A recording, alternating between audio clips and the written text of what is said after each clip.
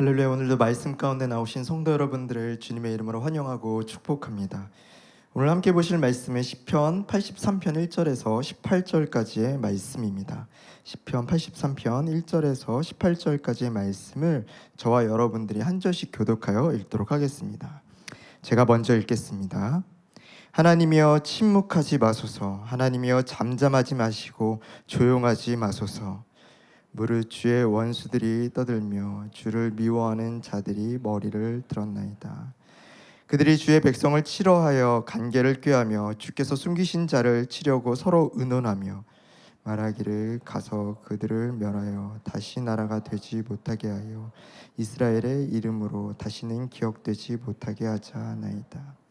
그들이 한 마음으로 의논하고 주를 대적하여 서로 동맹하니 곧 에돔의 장막과 이스마엘인과 모압과 하갈인이며 그발과 암몬과 아말렉이며 블레셋과 드로 사람이요 아수르도 그들과 연합하여 롯의 자손의 도움이 되었나이다.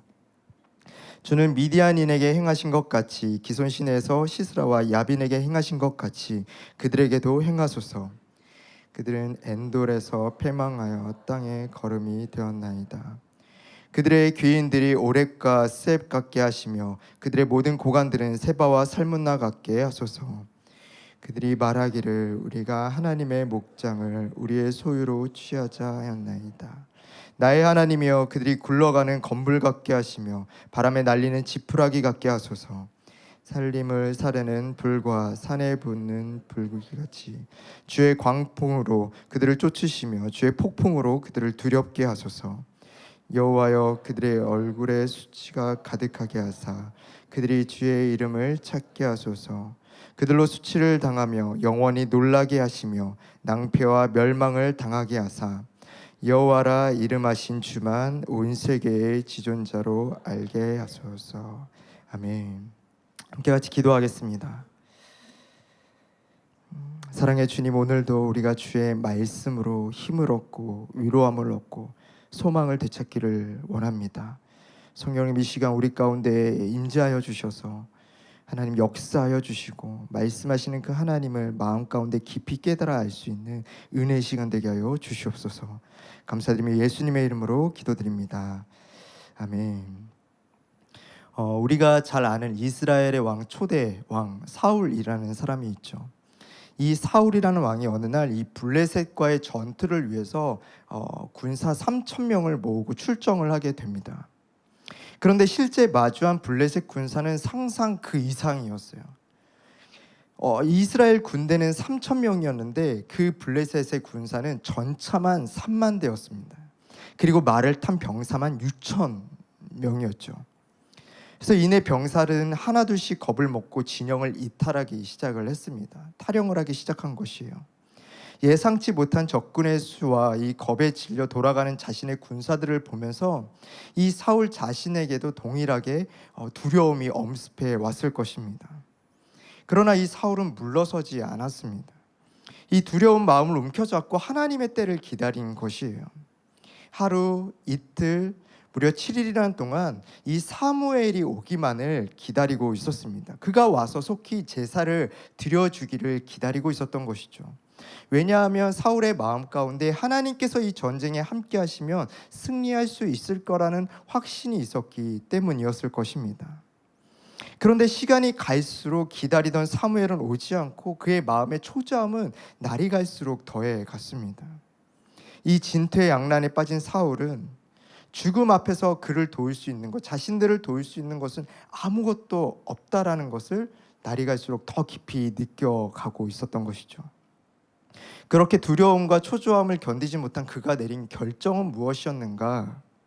지극히 인간적인 방법, 지극히 현실적인 선택을 내린 것입니다. 바로 본인이 직접 제사를 드린 것이에요. 왜 그랬을까요? 더 이상 응답이 없을 것 같아서, 가만히 있자 하니 아무것도 못하고 그저 목숨을 잃어버릴 것만 같아서, 자신도 어쩔 수 없었다라는 것이에요. 이내 사무엘이 곧 도착하자마자 이 사울은 책망을 듣게 되죠. 때때로 우리가 인생을 살다 보면 이 절망과 두려움의 순간, 우리가 믿음을 가지고 기도를 해보지만 더 이상 문제가 해결될 기미가 보이지 않고, 심지어 하나님조차도 내 기도에 아무런 관심이나 반응조차 보이지 않는 것 같은 그때, 막다른 길에 그 순간을 맞이할 때가 있습니다. 초침의 소리까지 귀에 들리는 것 같은 그 시간의 압박이 우리의 마음을 계속해서 초조하게 하고 절망의 벽으로, 그 절벽으로 밀어넣는 것 같은 그런 순간을 맞이할 때가 있어요. 아마도 이때 우리의 모든 믿음은 흔들리게 될 것입니다. 피터 그리드라는 사람은요, 이런 이야기를 했어요. 누구나 어려운 상황이 되면 자신의 믿음에 대한 의문을 품게 될 것이다. 왜 내 기도는 응답되지 않을까? 하나님은 도대체 어디에 계시는가? 하나님은 내 기도를 듣고 계시기는 한 것일까? 정말 그분은 살아 계시는 걸까? 그래서 우리는 이런 순간에 이런 딜레마에 곧잘 빠지게 됩니다. 여전히 내가 기도해야 하는가? 아니면 내 힘으로 선택할 수 있는 것들을 선택하고 이 문제를 해결해야만 하는가? 우리는 신앙생활을 하면서 머릿속으로는 기도가 가장 큰 능력이고 힘이다라는 것을 알고 있습니다. 그러나 늘 우리가 마주하는 이 믿음과 현실의 괴리감은요, 우리의 마음 가운데 두려움과 염려를 계속해서 주는 것이죠. 그것 때문에 되려 눈에 보이는 방법, 능력, 세상의 것들을 의지하고 붙들게 만듭니다. 우리의 믿음을 연약하게 만드는 것이에요. 그 두려움 때문에 하나님의 이 침묵의 시간을 견디지 못하는 것입니다. 바로 우리 안에 있는 이 두려움이 하나님의 그 침묵을 절망이라고 단정짓고 속이게 만들기 때문이죠. 오늘 이 시편 기자 역시 이러한 상황에 빠져 있습니다. 이 시편 83편은 학자들에 의하면 역대하 20장에 나오는 이 여호사밧 왕 때에 이 이방의 여러 나라들이 연합하여서 남유다를 침공할 때 그 시점을 역사적 배경으로 추정을 하고 있습니다. 자신들을 제외한 모든 족속들이 단합하여서 큰 소리를 내면서 자신들을 죽이고 멸망시키기 위해서 쳐들어오고 있는 상황인 것이죠. 오늘 본문 2절부터 4절 말씀을 보면 이렇게 기록되어 있습니다. 무릇 주의 원수들이 떠들며 주를 미워하는 자들이 머리를 들었나이다. 그들이 주의 백성을 치려하여 간계를 꾀하며 주께서 숨기신 자를 치려고 서로 의논하여 말하기를 가서 그들을 멸하여 다시는 나라가 되지 못하게 하여 이스라엘의 이름으로 다시는 기억되지 못하게 하자 하나이다. 2절 말씀에 보면 원수들이 떠들며라고 나옵니다. 이 떠들며라는 말은요, 기선제압을 하기 위해서 어마어마한 큰 소리를 내면서 돌진해 오고 있다는 것을 뜻하는 것이에요. 그들의 목적은 단 하나입니다. 주께서 숨기신 자, 이 숨기신 자의 뜻은 뭐냐면 하나님께서 사랑하셔서, 너무나도 사랑하셔서 자신만 보기 위하여, 남들에게 빼앗기지 않게 하기 위하여 숨기고 바라보는 그 이 사랑하는 이스라엘 백성들을 뜻하는 것이에요. 그 숨겨두고 자기만 누리고 싶어하는 그 백성, 이 이스라엘을 지구상에서 없애버리기 위함이었습니다. 4절을 보니 다시 나라가 되지 못하게 하여 이스라엘의 이름으로 다시는 기억되지 못하게 하자. 그들이 누구인가? 5절 말씀을 보니까 그들이 한 마음으로 의논하여 주를 대적하여 서로 동맹하니 곧 에돔의 장막과 이스라엘인과 모압과 하갈인부터 시작해서 9절의 아수르인들까지, 우리가 생각하고 잘 알고 있던 이방의 모든 족속들이 여기에 다 나와 있습니다. 아마도 이 시편 기자가 당면한 상황은 이 사울이 당면한 상황보다 더 무섭고 두려운 아주 절망적인 상황이었다 해도 과언이 아닐 것입니다. 두세 나라 연합군도 버거운데 10개의 족속이 등장하고 있어요. 우겨쌈을 당해도 이런 우겨쌈은 더 이상 없을 것입니다. 이러한 상황 속에서 이 시편 기자는 어떠한 믿음, 어떠한 선택을 하였는가? 1절 말씀입니다. 우리 1절 말씀을 우리 함께 읽어보도록 하겠습니다.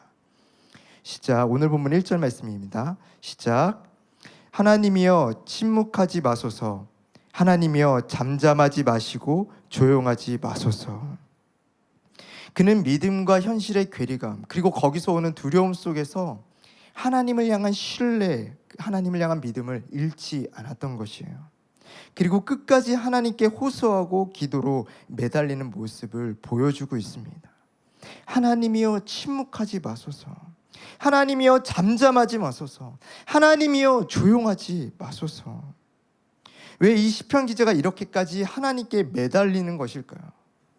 누구든지 이런 상황이 되면 믿음이고 뭐고 하나 할 거 없이 인간적인 선택, 인간적인 피할 방법들을 찾기 마련입니다. 그런데 시편 기자는 끝까지 하나님을 향하여서 부르짖고 있어요. 하나님이여 침묵하지 마소서. 하나님이여 잠잠하지 마소서. 하나님이여 조용하지 마소서. 그 이유는 무엇인가? 그는 하나님 외에는 다른 어떠한 곳에도 소망이 없다라는 것을 알고 있었기 때문이죠. 하나님만이 유일한 소망이 되심을 알았기 때문입니다. 그리고 그가 이어 기도한 간구는 무엇인가? 바로 하나님, 자신의 그 조상들의 하나님, 그 선조들에게 행하신 그 일들을 기억하면서 그 하나님께 매달리고 있는 것이에요. 9절 말씀을 보니까 주는 미디안인에게 행하신 것 같이, 기손 시내에서 시스라와 야빈에게 행하신 것 같이 그들에게도 행하소서. 여기서 말씀하는 미디안인에게 행하신 일, 이 기손 시내에서 시스라와 야빈에게 행하신 일은 무엇인가? 바로 사사시대 때의 일을 이야기하고 있습니다. 이 사사시대 이 기드온 때에 300용사로 13만 5천 명에 이르는 이 미디안 군대를 물리친 일을 기억하고 있는 거예요. 그리고 드보라와 바락이 이끄는 이스라엘 군대 앞에서 시스라와 야빈이 패망한 사건을 기억하고 있는 것입니다. 이 사건 모두는 하나님의 개입하심과 도우심으로 이루어진 기적과도 같은 승리였어요. 그래서 오늘 본문을 보면 9절 말씀에 행하소서, 이 히브리어로 표현된 이 행하소서의 말씀에 어떤 용례, 원문의 용례를 참고하여 살펴볼 때 그 뜻은 무엇이냐면 당신은 기적을 베푸소서, 우리에게 기적을 베풀어 달라라는 겁니다. 그들은 사사시대 하나님을 경험해 본 적은 없었지만 그 하나님이 동일하게 지금도 자신들과 함께하고 계신다라는 것을 믿고 확신하고 있었다라는 것이에요. 이것은 오늘날 우리에게도 반드시 필요한 믿음입니다. 아브라함의 하나님, 이삭과 야곱의 하나님, 요셉의 하나님, 모세의 하나님, 여호수아의 하나님, 다윗의 하나님, 그리고 이스라엘의 하나님께서 바로 오늘날 우리와도 함께 하신다라는 사실이에요. 비록 우리가 느끼기에는 하나님께서 함께 하시지 않는 것처럼 느껴지지만, 우리의 기도에 관심이 없으신 것처럼, 마치 나를 외면하신 것처럼 느껴질 때도 있지만, 하나님은 단 한순간도 자신이 사랑하는 그의 백성들을 떠나신 적이 없다라는 사실입니다. 시편 121편 4절 말씀을 보니까요, 이스라엘을 지키시는 자는 졸지도 아니하시고 주무시지도 아니하시리로다. 우리가 어떠한 어려움, 위기에 처하고 또 소망을 가지기 어려운 상황에 처해 있다 할지라도 하나님께서는 우리와 함께 계시며 우리를 지키시고 우리를 돌보시고 계신다는 사실을 우리는 잊지 말아야 된다는 것입니다. 그렇다면 왜 하나님은 우리의 기도에 그 순간순간 즉각 응답하시지 않는 것일까요? 왜 우리가 오해하고 침묵하시는 것처럼 그때까지도 하나님은 일하시지 않는 것일까요? 그것은 바로 예수님, 또 하나님의 침묵에는 반드시 분명한 이유가 있기 때문이에요. 그것은 분명 우리에게 가장 선하고 정확하며 비교 불가한 하나님의 최선의 때에 최고의 응답을 준비하고 계시기 때문입니다. 이런 예화를 제가 보게 되었는데요, 북유럽 어느 시골 교회에 이 사람 크기만한 예수님의 동상이 세워진 교회가 있다라고 합니다. 그 예수님 동상 앞에서 기도하면 소원이, 자신의 기도 제목이 잘 이루어진다라는 그 소문 때문에 많은 사람들이 그곳을 찾았고 그 예수님 동상 앞에서 기도를 하였다라고 해요. 근데 그 교회에는 문지기 한 명이 있었습니다. 근데 이 문지기의 소원은 무엇이었는가? 단 하루만이라도 그 예수님과 자기의 자리를 한번 바꿔보는 것이에요. 예수님 그 동상 자리에 한번 서보는 것이 소원이었습니다. 그래서 이 동상 문지기가 계속해서 그 예수님의 동상 앞에서 자신의 소원을 기도했어요. 한 번만 그 자리에 서볼 수 있었다면 제가 소원이 없겠습니다. 근데 어느 날 예수님의 음성이 들려온 것이죠. 네가 그렇게 바라니 내가 그 소원을 이루어 주겠다. 단 하루만 너와 내가 자리를 한번 바꿔보자꾸나. 그런데 조건이 있다. 어떤 사람이 와서 어떤 행동을 하든 어떤 기도를 드리든 너는 절대 입을 열어서는 안 된다. 그래서 이 문지기가 네, 그렇게 하겠습니다. 제가 결코 제 입을 열지 않겠습니다. 해서 그 자리를 바꾼 거예요. 예수님의 자리에 그가 서게 되었습니다. 그리고 예수님은 문지기의 자리에 가게 된 것이죠. 그리고 있는데 첫 번째 기도하는 사람이 찾아오게 된 것이요. 그 사람은 누구였냐면 부자였고 도박을 즐겨하는 사람이었습니다. 돈을 한 보따리 들고 와서 동성 앞에 내려놓고 그가 기도하기 시작했어요. 제가 오늘 돈을 벌러 갈 건데, 돈을 따러 갈 건데 제가 가지고 온 돈 하나도 잃지 않고 많은 돈을 딸 수 있도록 도와주세요. 그렇게 간절히 기도하고 그 부자는 떠나갔어요. 근데 돈가방을 놓고 간 거예요. 그래서 예수님 자리에 있던 이 문지기가 이야기를 해주고 싶었는데, 당신 돈가방 지금 놓고 갔어요. 이야기해주고 싶었는데 예수님과 한 약속 때문에 그는 침묵을 굳게 지켰습니다. 두 번째 기도자가 왔어요. 두 번째 기도자가 왔는데 누구였냐면 가난한 농부였습니다. 그 가난한 농부가 와서 기도하기를 뭐라고 기도하냐면, 제 아내가 너무나도 아픕니다. 그러나 제 아내를 치료할 돈이 하나도 없습니다. 예수님 도와주세요. 그렇게 간절히 기도하고 눈을 떴는데 옆에 돈가방이 있는 거예요. 아니 이게 웬 돈가방인가? 그 농부는 기도 응답인 줄 알고 감사의 기도를 드리고 그 돈가방을 가지고 갔습니다. 이 예수님 동상의 위치에 있었던 문지기는 또 이야기를 해주고 싶었어요. 그거 당신 거 아니에요. 주인이 있는 돈입니다. 하지만 예수님과 한 맹세 때문에 절대 이야기를 할 수가 없었어요. 세 번째 기도하러 온 사람은 누구였는가? 배를 타고 이제 곧 출정을 해야 될 젊은 청년이었습니다. 그는 자기가 배를 타고 나가서 무사히 돌아올 수 있기를 바라는 마음으로 예수님 앞에 기도하려고 찾아와서 기도를 하는 순간에 이 예배당 문이 갑자기 확 열리면서 아까 돈가방을 놓고 간 부자가 찾아온 거예요. 이게 돈가방을 찾으니까 없는 거죠.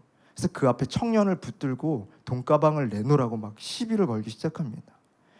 도저히 이 청년도 당황스럽고 안 되니까는 경찰서로 가자고, 부자가 그 청년을 경찰서로 끌고 가려고 할 때에 절대로 입을 열어서는 안 되는 이 문지기가 입을 열기 시작한 거예요. 그래서 모든 정황을 다 이야기해 주기 시작했습니다. 그래서 부자는 돈가방을 찾았고 이 청년은 경찰서에 끌려가지 않고 무사히 배를 탈 수가 있게 되었어요. 그때 이 문지기에게 예수님의 음성이 들려오는 겁니다. 아주 엄하고 단호한 목소리. 너는 절대 내가 입을 열지 말라고 했는데 왜 입을 열었느냐? 그렇게 책망하는 예수님의 그 목소리에 이 문지가 얘기했습니다. 예수님, 제가 입을 연 것은 잘못한 일입니다만 저는 제가 잘못했다라고 생각하지 않습니다. 이 혼란스러운 이 관계 속에서, 문제가 많은 이 상황 속에서 제가 이렇게 얘기를 해서 모든 상황들이 다 올바른 자리로 돌아갔고 저는 평화를 지켰다라고 생각합니다. 그랬더니 예수님이 하신 말씀이 무엇이었냐면, 너는 너가 무슨 잘못을 했는지 알지 못한다. 그 부자는 어차피 그 돈을 다 잃어버릴 수밖에 없는 상황이었다. 그 이야기를 하지 않았다면 그 가난한 농부는 그 돈을 가지고 아내를 살릴 수 있었을 것이다. 더 큰 문제는 그 시비로 인해 그 청년이 경찰서로 끌려갔다면 그는 배를 타고 그 바다에서 죽임을 당하지 않았을 것이다. 그러나 너가 침묵하지 않은 탓에 그 청년은 바다에서 죽고 말았다. 내가 한 짓이 무슨 일인지 알겠느냐? 내가 왜 때로는 침묵으로 지키고 있는지 너는 이제야 알겠느냐? 하나님의 침묵에는 다 이유가 있다라는 거예요. 우리가 하나님을 오해할 만큼 때때로 우리 삶 가운데 어떤 역사도 행하시지 않는 이유는 어쩌면 하나님의 때가 아직 이르지 않았기 때문일 수 있다는 것입니다. 하나님은 우리에게 가장 최선의 때에 최고의 것이 무엇인지를 그 누구보다도 잘 알고 계시는 하나님이십니다. 그 하나님이 우리의 삶을 일거수일투족 다 이끌고 계세요. 물론 그것이 우리가 생각하는 좋은 결과라고 단정할 수는 없습니다. 왜냐하면 우리가 때로는 징계받는 것이 우리를 위한 것일 수 있기 때문이죠. 그러나 분명한 사실은 하나님은 결코 단 한순간도 우리를 떠나신 적이 없으시다라는 사실이에요. 우리를 외면하는 분이 아니시다라는 겁니다. 오늘 본문의 배경이 되는 역대하 20장에 이 시편 기자와 동일한 이 여호사밧 왕의 기도가 등장하게 돼요. 역대하 20장 2절에서 4절 말씀 쉬운 성경으로 이렇게 기록되어 있습니다. 어떠한 사람들이 여호사밧에게 와서 전했습니다. 큰 군대가 에돔 곧 사해 건너편에서 왕을 향해 오고 있습니다. 그들은 벌써 하사손 다말 곧 엔게디에 와 있습니다. 여호사밧은 두려웠습니다. 그래서 여호사밧은 어찌해야 될지 여호와께 여쭤보기로 했습니다.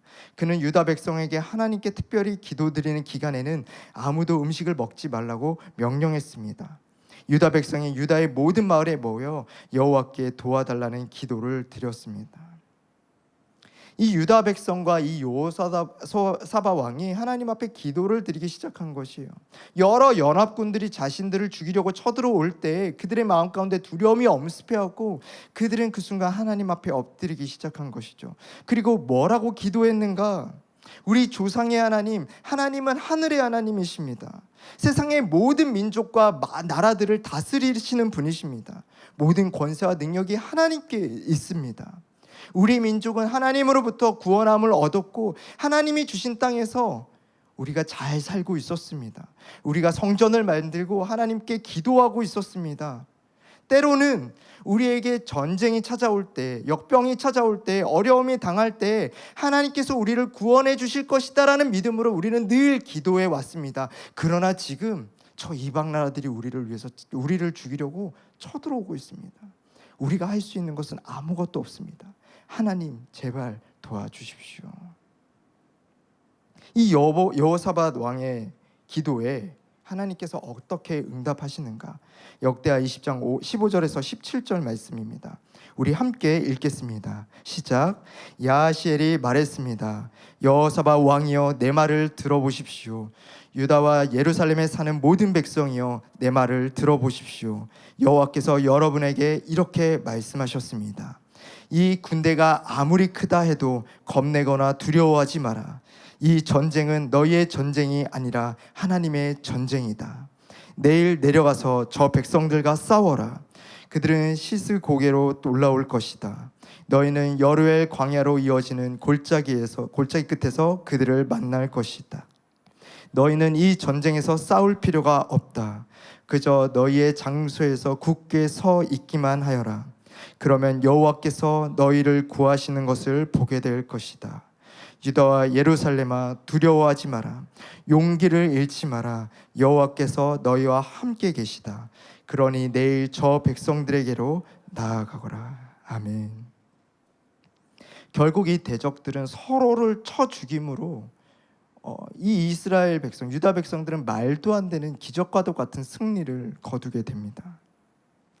오늘 이 하나님의 응답이 저와 우리 모두를 향한 하나님의 응답인 줄로 믿습니다. 사랑하는 내 딸아, 사랑하는 내 아들아, 두려워하지 마라. 용기 잃지 마라. 내가 너와 함께 할 것이다. 이 전쟁은 너의 전쟁이 아니라 나의 전쟁이다. 이사야 54장 10절 말씀에 이렇게 기록되어 있죠. 산들이 사라지고 언덕들이 옮겨진다 하더라도 너에 대한 나의 사랑은 절대로 변하지 않는다. 내 평화의 약속은 없어지지 않는다. 너에게 자비를 베푸는 여호와의 말씀이다. 또 시편 42편 5절 말씀이에요. 내 영혼아 내가 어찌하여 낙심하며 어찌하여 내 속에서 불안해하는가? 너는 하나님께 소망을 두라. 그가 나타나 도우심으로 말미암아 내가 여전히 찬송하리로다. 아멘. 말씀을 마무리하려고 합니다. 비록 우리가 아무리 고난과 역경 속에서 하나님의 침묵을 견디기 어려워한다 하더라도 우리가 하나님 자리에 대신 설 필요는 없습니다. 우리가 어떤 것을 판단하고 결정할 필요가 없다라는 거예요. 우리의 과도한 개입은요 되려 우리의 삶의 일을 그르칠 때가 너무나도 많습니다. 사랑하는 성도 여러분, 우리가 기억할 것은 이것이에요. 하나님의 침묵 또한 하나님의 일하시는 방식이다라는 사실을요. 1945년 독일 유태인 수용소 지하실 벽에 쓰여진 글귀가 하나 발견이 되었는데 그 글귀에 이렇게 적혀 있었다고 합니다. 나는 태양이 비치지 않을 때에도 태양이 있다라는 것을 믿는다. 나는 사랑을 느낄 수 없을 때에도 사랑이 있는 것을 믿는다. 나는 하나님께서 침묵하실 때에도 하나님께서 살아계심을 믿는다. 우리가 기도하는 이유가 바로 여기에 있습니다. 우리가 손을 놓고 있는 것, 절망하고 실패하고 낙심하고 세상의 것에게 우리의 시선을 돌릴 것이 아니라 우리가 기도하고 끝까지 하나님을 붙들어야 될 이유가 바로 여기에 있습니다. 하나님은 지금도 우리와 함께 계신다라는 사실이에요. 욥도 하나님의 침묵 속에서 처절하게 매달렸던 것을 우리는 기억합니다. 하박국 선지자도 그 불의한 세상을 보면서도 침묵하시는 하나님께 끝까지 기도로 매달렸던 것을 우리는 기억합니다. 그런 말이 있죠. 기도를 잃은 사람은 모든 것을 잃은 사람이다.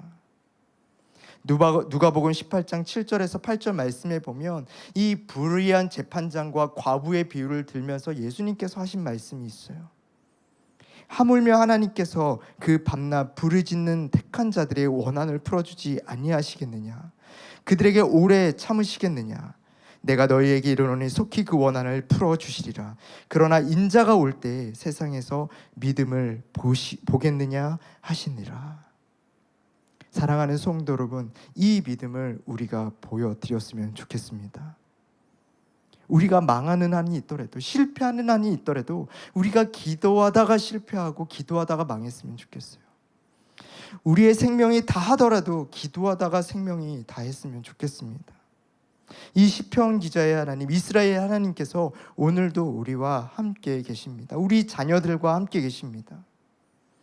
우리가 그분의 일하심을 볼 수 없고 느낄 수 없는 이 상황 속에서도 하나님은 분명 그분의 침묵 속에서 당신의 일들을 이뤄가고 계신다라는 사실이에요. 사랑하는 성도 여러분, 우리를 향하신 하나님의 뜻과 계획은 한치의 오차가 없이 지금도 흘러가고 있습니다.